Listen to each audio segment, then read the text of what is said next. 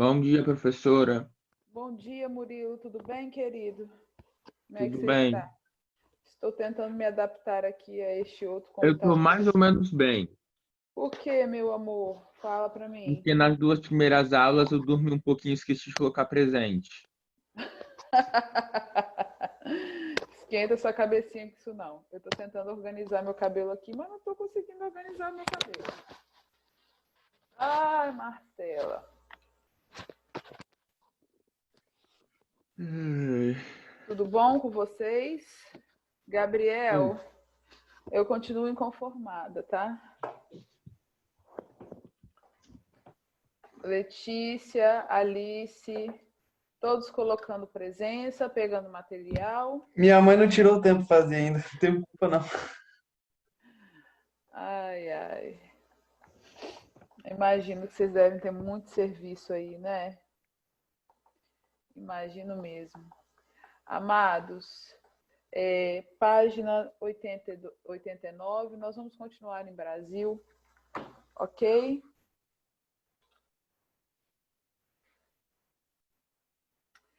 Alice, bom dia. Letícia, bom dia. Bom dia. Alice, você continua sem câmera? Faz tanto tempo que eu não vejo seu rostinho, só pelo Instagram. Luana, Bárbara. Bom dia. No Instagram não dá, porque Instagram não é real, né? No Instagram a gente fica bonito. Aí aqui a gente fica com essa cara assim, amassada, toda doida. Eu estou assim, minha autoestima precisa ser reconstruída depois das aulas do Zoom. Porque ninguém fica bem nessas telas do Zoom, não é mesmo? Depois que eu sair daqui, eu vou lá fazer um negócio na pele, vou dar uma garibada. Na verdade, é justo e necessário dizer que eu não lembrava que hoje era quarta-feira, porque eu não dou aula nas quartas, eu só dou aula na segunda e nas sextas. E essa semana trocaram o meu horário. Mas meu anjo Danilo me lembrou e cá estou eu. Samuel do Barquinho, bom dia. Júlia, que nunca mostra a cara também, bom dia, querida. Estou com saudade de vocês. Samuel, cadê seu grupinho que eu nunca mais vi por aqui, hein? Não está aparecendo nas aulas. Carol, bom dia. Nem você sabe, Samuel. Que situação, hein? Se você não sabe por onde anda Everson e o William, o negócio está feio, hein? Ana Flávia, bom dia. Bom dia, professora. Vamos lá? Pegando o material na página 89, nós vamos continuar a falar da construção da República Brasileira. Recapitulando o que falamos na última aula,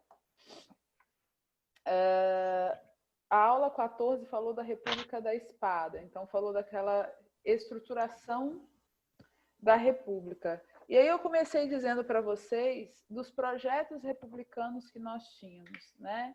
Das ideias republicanas que nós tínhamos. Hoje nós vamos falar do período oligárquico, um período da história do Brasil que nos deixou muitas heranças. Por que eu falo que nos deixou muitas heranças? Porque, infelizmente, né, por conta de toda estrutura formada pelas oligarquias rurais, até hoje nós percebemos a presença desses grupos politicamente. Vocês estão me ouvindo bem? sim, Tá meio professora. chiado. Tipo, tá me travando. Eu não sei se é a minha internet ou se é a sua. Aqui não tá muito bom. A Professora, internet. eu tenho uma Oi, perguntinha meu aqui. amor. Pode Eu tenho uma falar. pergunta. Qual período do Brasil que deixou uma herança boa? É porque se sempre fala, a herança é sempre uma coisa ruim. Não, Qual foi nem que deixou a coisa sempre. boa? Não, quando eu falo de heranças assim, Murilo, eu quero dizer que um fato histórico que aconteceu lá atrás ainda é enxergado aqui. Por exemplo, a divisão do território brasileiro em capitanias hereditárias, somado à Lei de Terras de 1850, permite que em pleno 2020 ainda exista no Brasil muitos latifundiários e muitos grupos que lutam por terras. Essa questão de herança que eu quero dizer é que, com o passar do tempo, as coisas não mudam. Quando você começar a observar as características da República Oligárquica, você vai conseguir identificar, ainda mais você que mora, né, nós que moramos no interior, você mora num distrito de uma cidade, então você vai conseguir observar um pouco mais as características que eu vou apontar aqui para você. Né? Isso quer dizer o quê? Que na construção histórica, nós acabamos percebendo heranças, práticas que foram feitas lá atrás, que se perpetuam, infelizmente, e que precisam ser revistas. Por que a gente estuda a história? A gente estuda a história para tentar avaliar o que foi feito lá atrás, analisar o que o presente nos apresenta e tentar modificar tamanha estrutura. Isso é um pouco difícil porque mexe com um tradicionalismo, né? O Brasil tem muito disso. Quando eu brinco que o brasileiro é carente politicamente, né? Que o brasileiro enxerga o político como um ser superior, isso é fruto também de um processo histórico, né? Vamos falar da nossa república, né? Que é o tema dessas duas aulas, da aula 14 e da aula 15. A nossa república, ela nasce sem um projeto concreto. E quando ela começa na mão de militares. Militares que defendiam uma política centralizadora. Como se centralizar fosse uma coisa boa. Como se limitar direitos individuais, na visão daquele período, fosse uma coisa boa. Quando a gente sabe muito bem que não é. O nosso maior bem, o maior bem do cidadão, de um Estado republicano e democrático, é a liberdade. E a liberdade, quando eu falo em liberdade, gente, eu gostaria de deixar bem claro que os seus direitos de liberdade não podem ferir a liberdade do outro, ok? Né? Nós temos, sim, liberdade de expressão, mas a minha liberdade de expressão ela não pode ferir a liberdade do outro, ok? Nós temos direito de dizer tudo o que temos vontade de dizer, desde que isso não vá ferir, né, outra pessoa. Então, quando nós falamos de república, nós esperamos um projeto que atenda às necessidades de todos os membros da sociedade, independente da sua cor, da sua condição social, do que a pessoa tem ou do que ela não tem. E não foi assim que a nossa república foi construída. Na última aula eu falei para vocês desses 130 anos de república, do quanto ela é jovem. E às vezes eu falo isso nas aulas do pré e os meninos começam a rir, né? Marcela, 130 anos é juventude? É juventude, se você for comparar o nascimento da República Clássica, né? Anos e anos antes de Cristo, né? Dessa ideia do que é república, coisas de todos.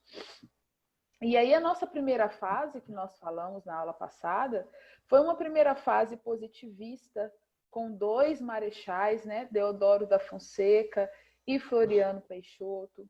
Foi uma fase em que se buscou centralizar poder e, por isso, existia um conflito muito grande de interesse entre os militares e as oligarquias, né?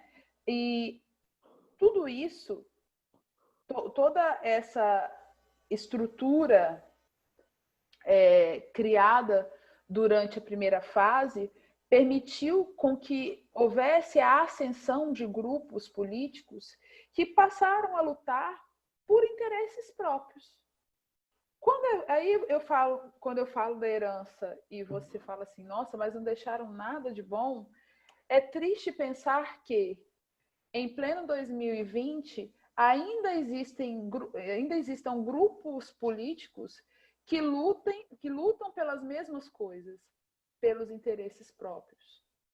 E, para isso, utilizam meios de comunicação, utilizam parentesco, né, currais eleitorais, coisas que nós estamos falando agora. Olha o tempo do slide, 1894 a 1930, e que ainda acontece, tá bom? Então, começando a aula, recapitulando, né? Oligarquia, sempre dividindo essa palavra, já dividi essa palavra com vocês algumas vezes no quadro. Oligar quer dizer pequeno, oligarquia é governo de um pequeno grupo. E esse pequeno grupo era responsável pela articulação política do Brasil entre 1894 e 1930. Isso não quer dizer que, por se chamar República do Café com Leite ou República Velha, não quer dizer que só mineiros e só paulistas governaram o Brasil. Se você for buscar a naturalidade dos presidentes dessa época, você vai observar que tinham presidentes de outros estados.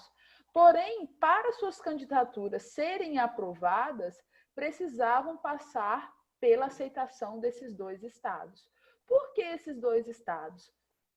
Porque, economicamente falando, tanto São Paulo quanto Minas Gerais eram os estados mais ativos. Nós estamos falando do final do século XIX, do início do século XX, um período em que o café ainda era um grande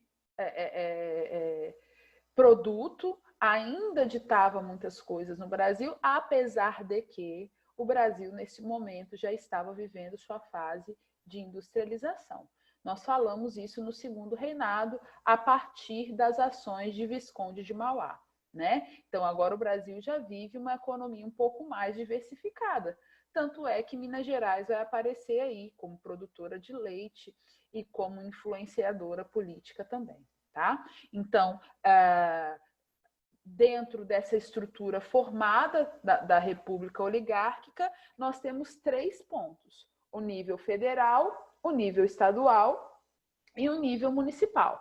A nível federal, nós tínhamos a República do Café com Leite, que foi o que eu acabei de explicar para vocês, né? O que acontecia com os outros estados? Porque agora são estados, né? Nós somos república, deixamos de ser províncias, passamos a ser estados. O que acontecia com outros estados, Marcela? Por exemplo, o Rio de Janeiro, que ainda era a capital do Brasil, a Bahia e o Rio Grande do Sul tinham uma participação política, mas essa participação política não era protagonista, sabe? Era uma participação política na indicação de ministérios, de cargos dentro de institutos do governo federal.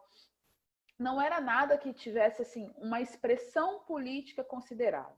Os principais cargos, esses sim, ficavam sob o poder das duas principais oligarquias, Minas Gerais e São Paulo, ok? Aqui uma imagem que mostra bem o que nós vamos falar daqui para frente. O período da República Velha, nós estamos revisando, vocês conhecem esse material, a maioria já tem esse material. Eu fiquei de repassar para a Ana Cláudia, daqui a pouquinho eu vou passar, porque eu liguei o computador só agora. Esse material nos traz muitas imagens, e em vestibular, principalmente, quando cai República Velha, cai muita análise de imagem. Essa imagem nos diz muita coisa, né? Por quê? Para manter essa estrutura que eu acabei de explicar para vocês, muitas negociações eram feitas na compra de votos, né? Para quê? Para que os candidatos apontados por Minas Gerais e São Paulo permanecessem no poder, tanto no governo federal, quanto no estado e no município. Eu vou falar mais devagar, porque eu estou percebendo que a internet está lenta. Então, vamos lá. O que seria a política dos governadores? A política dos governadores era a ideia de que, começa com Campos Salles, né? Que que os governadores estaduais, eles precisavam ser apoiados, ou melhor, dar apoio ao governo federal, para que o governo federal governasse com mais autonomia, com mais facilidade. Vamos dar um exemplo buscando para a atualidade. Nós estamos percebendo uma rivalidade muito grande entre o governo federal e alguns estados, né?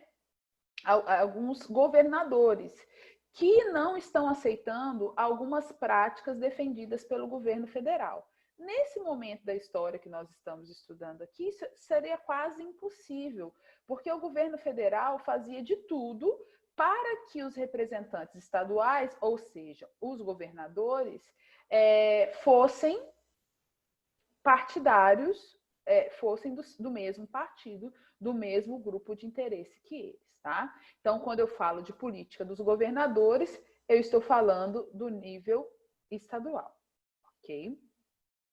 Marcela, e se quem vencesse no estado não fosse de apoio federal? Isso era muito difícil, porque as eleições eram fraudulentas. Caso acontecesse, ocorria a degola. A degola eu vou explicar daqui a pouquinho para vocês. Revisando, hein? Coronéis. Os coronéis, ou coronelismo, era a base de toda essa estrutura que nós estamos trabalhando. Eu expliquei para vocês quem eram os coronéis lá em Regência.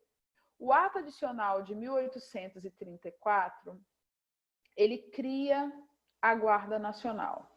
E com a criação da Guarda Nacional, a distribuição no interior do Brasil do título de coronéis. Quem eram esses coronéis? Eram os grandes proprietários de terras. Pessoas... Tem pergunta no chat? Só um minuto. É presença, Marcela. Ah, é presença? É porque tem 16 pessoas e 20 mensagens no chat. Eu achei estranho. Quem eram, então, os coronéis? Na época da regência, eram os grandes latifundiários. O tempo passou. Nós estamos falando aqui de 50 anos depois. Esses coronéis, aqueles que receberam lá atrás o título, morreram, né, Marcela? Ninguém fica para semente. Sim, só que essa família passou a representar o poder desses coronéis.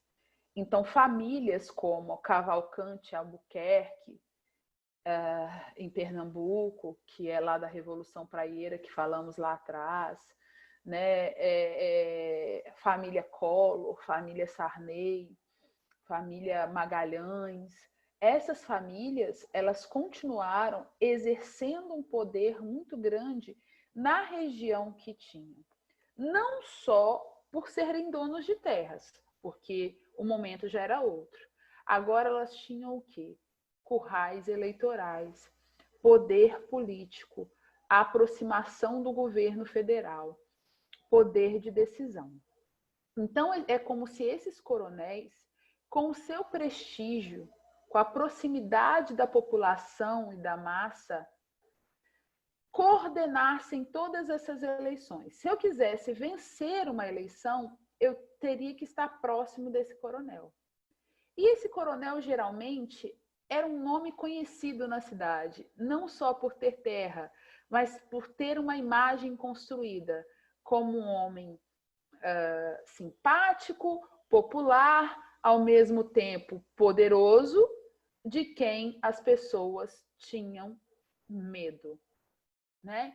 Temiam, né? Dava emprego para muita gente, aquela coisa toda. Então, eles conseguiam manter uma estrutura que nós chamamos de curral eleitoral. O que seria o curral eleitoral? Aquela região onde todas as pessoas votam na mesma pessoa. Né? Não tem aquele bairro que reelege 200 vezes o mesmo vereador? Eu não vou citar nomes porque é desnecessário, mas vocês são inteligentes e vocês sabem do que eu estou falando. Né? Não tem aquelas pessoas que passam anos e anos e anos e anos e elas costumam ocupar os mesmos cargos dentro do município? Isso acontece por quê? Porque o trabalho dele é eficiente, porque eu passo pela rua e percebo quanto que ele trabalha pelaquela comunidade? Não, porque ele mantém um curral. E ele mantém esse curral como? Fazendo favores. E é aí que nós vamos passar por esse próximo ponto aqui, ó.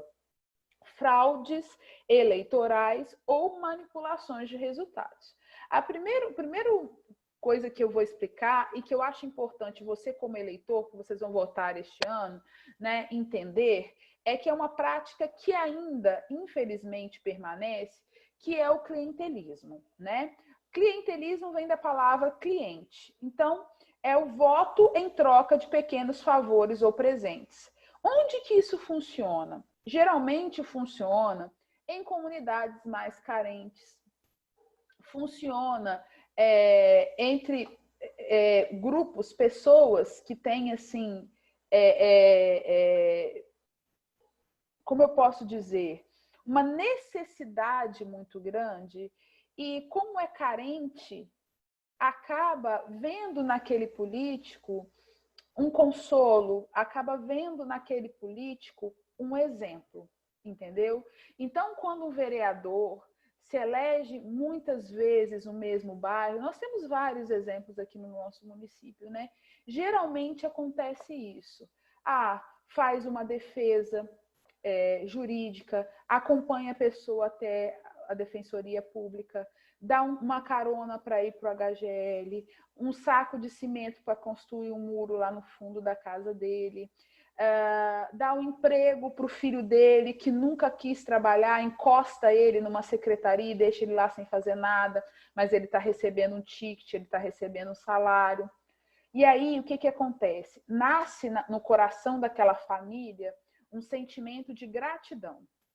E aí, todos os anos, as pessoas vão votar naquele cara porque vai lembrar que ele fez isso lá atrás. Tipo, eu vou votar no fulano. Você lembra que aquela vez que seu irmão aprontou, foi preso bêbado, dirigindo, e ele foi lá e tirou ele da cadeia? Professora, Oi, Murilo. você já leu o que a Bárbara escreveu? Não li, amor, que a tia Marcela não tá com o chat aberto. Tá. Eu vou Lê ler para para você. mim. Lê, por É, favor. a Bárbara perguntou se é tipo a indústria da seca no Nordeste, que a gente sempre estuda nas aulas de geografia. Sim, a gente Ela pode. afirmou, desculpa. Sim, também, né? Existem hoje vários projetos que se disfarçam de projetos que querem ajudar. Eu não sei se é da mesma coisa que ela está falando, tá? Que acabam partindo para o lado político também, tá? E se aproximando dessas pessoas, convencendo-as de determinado voto. Clientelismo é isso, tá? É aquela gratidão que você fica por aquele político e durante anos e anos e anos e anos ele vai sendo reeleito. Voto de cabresto. O que é o cabresto? Não é aquilo que você coloca no animal, no cavalo, para ele te respeitar? Vira a cabeça para o lado, ele vai virar. Vira a cabeça para o outro lado, ele vai virar. Vocês vão ver a bagunça da minha casa todinha agora. Vira a cabeça de um lado para o lado. É isso, cabeça é isso. Né? Você vota por intimidação. Você vota porque você teme. E você teme por quê? Porque esse coronel tem seus capangas e tem o seu poder naquela região. Isso não é uma coisa que a gente encontra tanto mais. Por que, Marcela, a gente não encontra tanto? Por que a gente não vai encontrar mais? Porque hoje o voto é secreto. A urna, ela é protegida. E eu falo isso porque eu entendo disso, porque eu trabalho desde sempre em eleição. Hoje, existem poucas coisas no Brasil tão seguras quanto uma eleição num voto numa urna eletrônica, ok? Naquela época, isso era comum porque o voto era aberto. Hoje, não. Manipulação dos dados com votos repetidos ou a criação de eleitores fantasmas. Eleitores fantasmas hoje é impossível, a não ser que a pessoa morreu 2, 3 dias antes da eleição, tá, gente? Agora, manipulação... Professora, Oi. eu vou te falar que talvez você pode não ter leituras fantasmas, Mas a conta da minha avó, eu esqueci qual que é eu esqueci o nome. A porcentagem lá de pagar do dinheiro sobre o terreno da casa dela tá há muito tempo sobre o nome do nosso avô, que morreu há muito tempo atrás. Eu acho que é 19 anos. Hum. Eu lembro que ele morreu um pouco depois da minha irmã nascer, mas não sei se já completou 20 ou é só 19. Aham. Aí tá dado o nome dele e não tem, e a minha avó não consegue trocar.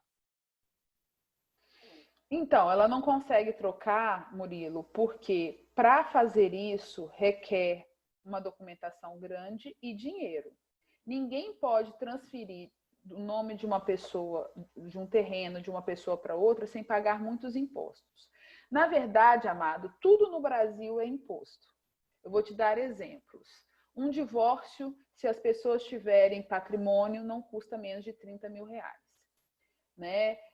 Uma pessoa morre, ela pode deixar um herdeiro, como é o caso do meu falecido sogro. Ele morreu, deixou um herdeiro só. Para fazer o inventário dele, precisa se gastar 20 mil reais. Porque tudo é imposto. Não é isso que eu estou querendo dizer aqui. Eu estou querendo dizer o seguinte aqui. O voto só pode ser fantasma hoje se a pessoa morreu na semana da eleição. E aí não tem tempo do cartório descobrir que essa pessoa morreu. Então, alguém muito parecido com ela, ou com um documento com a foto muito ruim, ou irmão gêmeo, pode ir lá votar por ela. Isso é raríssimo, mas pode acontecer, porque nada é perfeito. Agora, manipulação de votos com votos repetidos é impossível. É impossível porque cada eleitor tem um código. Eu sou presidente de sessão e a gente digita o código desse eleitor antes mesmo dele se aproximar da urna. Alguém aqui já votou? Eu não. Pois é. Vocês vão votar esse ano, vocês vão ver que é um processo burocrático. Eu espero que vocês votem na minha sessão. A minha sessão fica lá no Castelo Branco. E aí, o que acontece? É muito burocrático. Não tem como ninguém votar duas vezes. Não tem como votar duas vezes porque só aceita o seu código uma única vez. Entendeu? Agora, votar por alguém que já morreu só se essa pessoa morreu naquela semana e é irmão gêmeo de outra pessoa. Tem que ser assim, uma coisa bem... Porque você não pode votar sem um documento com foto, ok? E a biometria, ela está vindo para isso, para acabar de vez com qualquer possibilidade. Nós não teremos biometria esse ano, né? Mas acredito que na próxima eleição para presidente isso já ocorra. O último ponto aqui é a degola. A degola é o seguinte: foi eleito um candidato que é contrário à articulação política Minas e São Paulo. Foi eleito para o governo do Estado do Espírito Santo. O que eles vão fazer? Não, eu não aceito. Teve corrupção nisso daí. A contagem do voto está errado. Nós não aceitaremos a eleição dele. Ia lá e tirava ele da eleição. Impedia. Olha só. Política que em caso... apareceu um trem aqui na minha frente. Política que em caso de vitória do opositor, não haveria o reconhecimento ou a titulação da vitória por parte da Comissão Verificadora de Poderes. Essa comissão, terceiro ano, ela existe até hoje. Eu vou te explicar como é que é. O presidente, prefeito, governador, vereador, ele foi eleito. Está escrito lá no TRE, fulano, beltrano, ciclano, venceu. Aí ele vai esperar só o dia 1º de janeiro para ir lá começar a trabalhar? Não. Um mês antes, aqui no fórum, essas pessoas são tituladas. Elas recebem um título, um reconhecimento de que elas foram eleitas. Isso para prefeito e vereador. No caso do Estado, acontece na Assembleia Legislativa junto com o Ministério, né, com os desembargadores do Estado. E no nível federal a mesma coisa, né? O presidente ele recebe um título que ali enfatiza, que mostra que ele foi eleito, ok? Vamos para o próximo ponto. Aí aqui nós temos charges a trabalhar. Todas essas charges já estão gravadas na cabeça de vocês. Mais uma vez lembrando, né, gente? Nunca perderei meu tempo fazendo atividade sem ler a referência o período, o autor, nunca, nunca. Só um minutinho que eu vou pegar, deixa eu ver se eu consigo pegar esse livro ali. Vou pegar um livro aqui, um minutinho para vocês.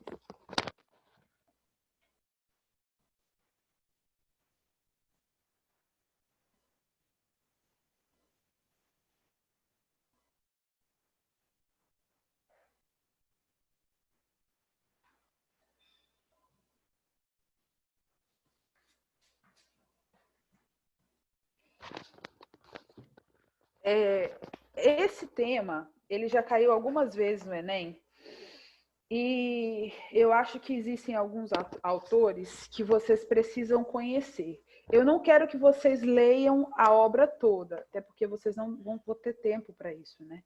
Mas eu acho que existem duas obras necessárias. A primeira é essa aqui, ó, Os Bestializados. Tá dando para ver? Eu já falei... Opa, vem cá. Eu não sei mexer com isso. Oh, meu Deus. Os Bestializados. Caraca, não aparece. Aqui, isso. Os Bestializados, tá vendo? Ó. Os Bestializados é uma obra de José Murilo de Carvalho. Anotem o nome dele na apostila de vocês. Depois vocês busquem frases deste livro, para você não precisar de ler ele todo. Mas, se você, como cidadão, quiser ler, é muito importante. Por quê? Nessa obra, o José Murilo de Carvalho vai falar do Rio de Janeiro, na época da proclamação da República, né? E olha só o subtítulo: Os Bestializados, o Rio de Janeiro e a República que não foi. Por que ele fala isso, a República que não foi? Porque o que se esperava de aspectos republicanos, nós não vamos enxergar na construção da nossa República. Tá? Então, essa charge aqui, ela mostra muito bem isso, né? A primeira mostra a justiça, o voto de cabresto, porque o eleitor está sendo levado como um burro aqui, um burro de carga, o político que está levando o eleitor a votar, e aí a justiça pergunta lá, soberania, quer dizer, a justiça é soberana, né? Ela pergunta, é o Zé besta? Aí ele diz, não, é o Zé burro. Quer dizer, mais uma pessoa que ele estava levando. E aqui é a crítica que acontece pelo voto fantasma, né? Que era muito comum naquela época. Aqui outro que já trabalhei com vocês ano passado, inclusive caiu numa provinha de vocês, que é o rabo preso, a opinião pública aqui é o rabo preso entre São Paulo e Minas Gerais, movimento esse que só acaba com Washington Luiz, que nós vamos estudar lá na frente. E aí, tem uma outra obra que fala tanto dos aspectos do Brasil colonial, imperial e o nascimento do Brasil republicano, né? Que essa fase do final do século XIX vai até essa fase do final do século XIX, que é a formação do Brasil contemporâneo. Essa obra aqui, A Formação do Brasil Contemporâneo. Caio Prado Júnior. Marcela, que é ruim de internet. Aqui. Caio Prado Júnior. Caio Prado Júnior também é um autor muito utilizado em textos do Enem. Então, vamos guardar dois. José Murilo de Carvalho, Caio Prado Júnior. Porque é muito necessário, tá? Pensar nesses dois nesse momento aqui. Deixa eu ver o horário. Temos tempo. Bom, agora nós vamos pensar o seguinte. Foi montada uma estrutura. Vocês entenderam a estrutura? Política do café com leite, política dos governadores e coronelismo. Agora, nós vamos falar de como esses caras, esses fazendeiros, esses agricultores foram capazes de governar para o seu próprio interesse, desconsiderando toda uma sociedade que necessitava de mudanças. Porque quando eu falo disso, olha o ano que nós estamos, queridos, 1898, 10 anos após a abolição. Quantas coisas precisavam ser feitas para que os negros alforriados fossem inseridos na sociedade brasileira. Em programa nenhum, em apostila nenhuma, você vai encontrar projetos políticos que serviam para isso. Ok?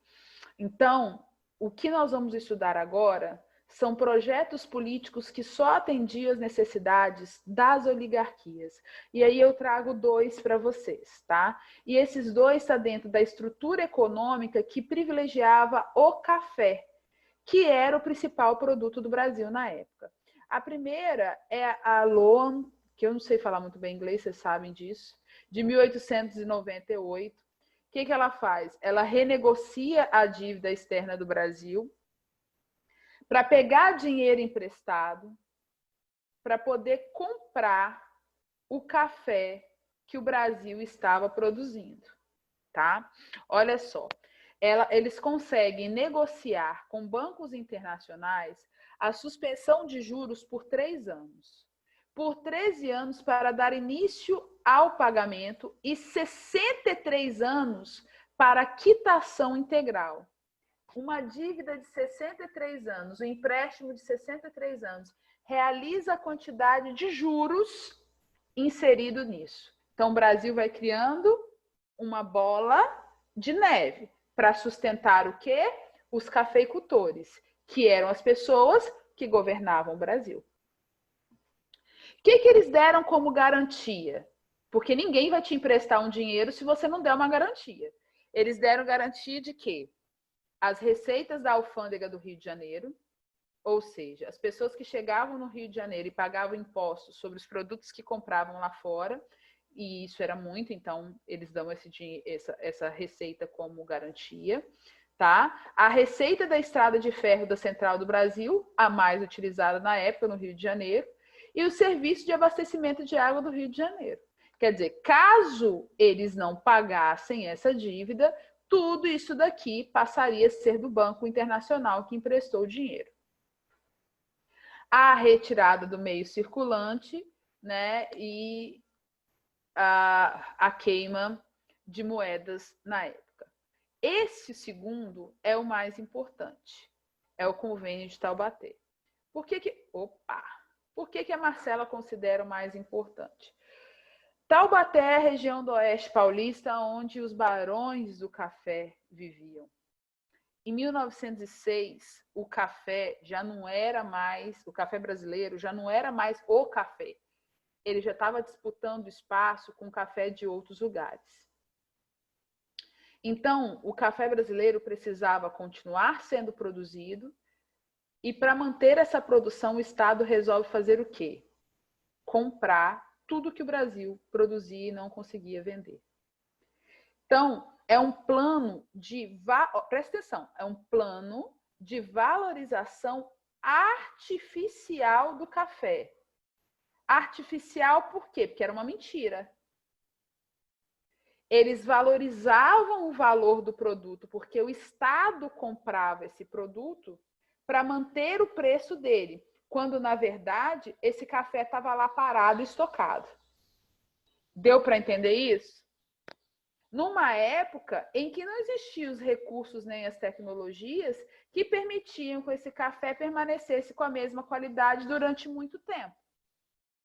Ok? O governo comprava o excedente desse café, que eles não conseguiam vender, e estocava. E esse café simplesmente brocava, estragava lá. Diminuindo a oferta do produto internacionalmente, fingindo artificialmente isso, o seu preço se mantinha estável. O governo contraía empréstimos para, mais uma vez, comprar o excedente. Olha a bola de neve. Pegou dinheiro lá em 1898, agora vai pegar dinheiro de novo, né? 8 anos depois, e vai aumentar a sua dívida externa. Para quê? Para manter a produção do café. Nossa, mas quem ouve você falar assim, parece que o Brasil só tinha café. Gente, o Brasil não tinha só café. O Brasil, nesse momento, já tinha borracha, o Brasil tinha algodão, o Brasil tinha uma indústria que estava nascendo, mas quem governava o Brasil eram as oligarquias e eles queriam governar pensando neles e não nos outros. Quando se pensa em acabar com reservas naturais no Brasil para fazer pasto, eles estão pensando em você? Eles estão pensando em mim? Eles estão pensando neles. Uai, é assim que as coisas funcionam. E nós estamos em 2020. Olha lá. Cobrava-se impostos para equilibrar as contas do governo e honrar os compromissos. Quem vai pagar mais uma vez? O pobre. O rico vai fazer os negócios bonitos. O rico vai manter lá o seu café no preço que ele quer. Mas como é que eles vão pagar isso? Aumentando o imposto. O imposto sobre o quê? Sobre o que a gente mais consome. O pobre. E aí, quem vai entrar em situação difícil? O pobre.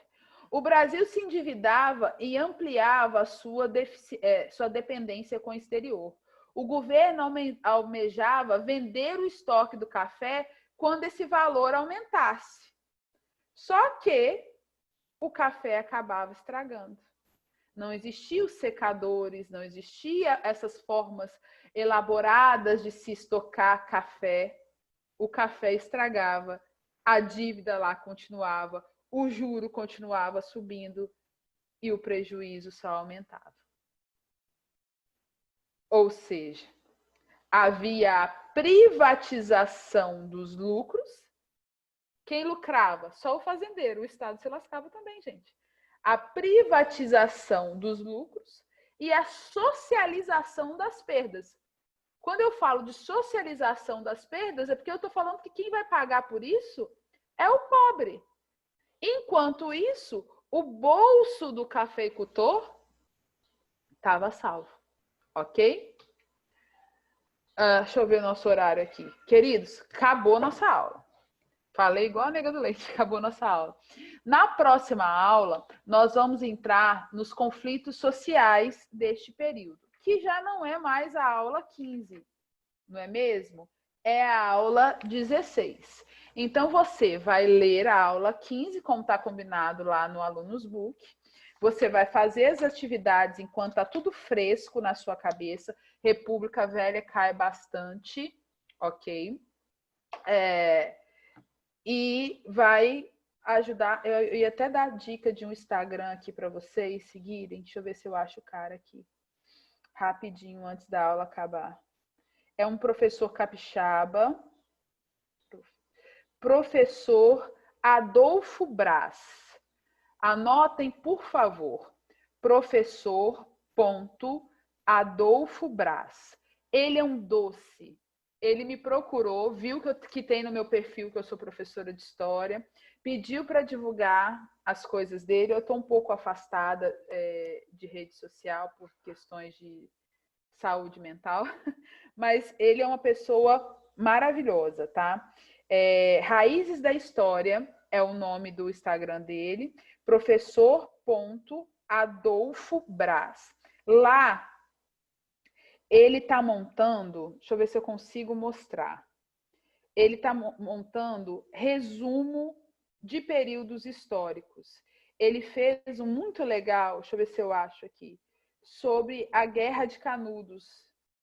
Ele fala não só aqui, ó, tem o da República Oligárquica, não vou conseguir mostrar aqui. Tem o da República Oligárquica. Ô, meu pai, como mulher burra. Isso. A República Oligárquica, tá vendo? Aí você clica em cima e conta a história todinha. Resumido. Aí você não precisa fazer mapa mental. Outra coisa, ele tem canal no YouTube. Ele é professor capixaba, gente boa, gente fina pra caramba. Humilde, porque tá pedindo ajuda para outros professores. E o material dele é simples e muito bom, tá? Eu vou passar agora, Ana Cláudia, que eu estou te devendo, esse material aqui. Deixa eu ver. Gustavo Galon presente. Ah, Gustavo, presente. Tudo bom com você, Gustavo? Tudo bem com o senhor?